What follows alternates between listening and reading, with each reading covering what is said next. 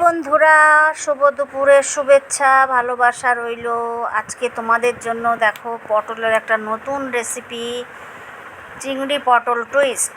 দেখো প্রথমেই কড়াইতে নুন হলুদ মাখিয়ে পটলটা ভাজতে দিয়ে দিয়েছি।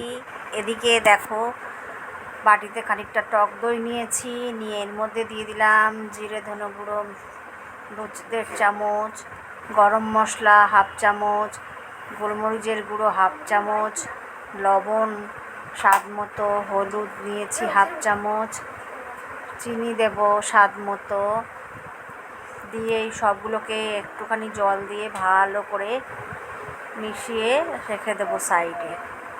দিয়ে কড়াইতে তেল দেব, সর্ষের তেল।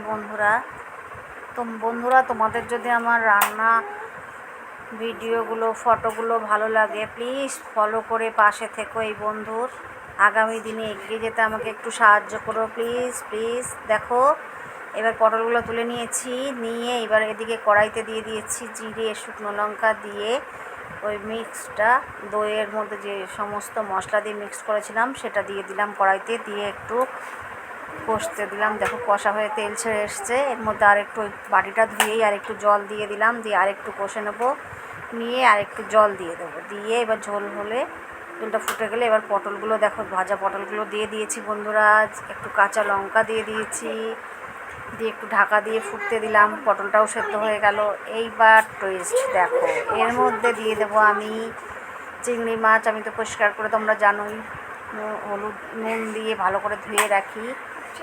এইবার দেখো ফুটে গেছে, এর মধ্যেই আমি দিয়ে দেবো এই কাঁচা চিংড়িগুলো ধুয়ে রেখেছিলাম আমি, এখানে হলুদ দিই না চিংড়ি মাছে। এবার ভালো করে নাড়িয়ে চাড়িয়ে আবার একটু সেদ্ধ হতে দিয়েছি বন্ধুরা। হয়ে গেছে আমার চিংড়ি পটল টুইস্ট। দেখো একটুখানি গরম মশলা ছড়িয়ে পরিবেশন করব বন্ধুরা, তোমরা ট্রাই করো, খুব সহজে হয়ে যাবে। চলো এখনকার মতন টাটা বাই, সবাই ভালো থেকো, সুস্থ থেকো।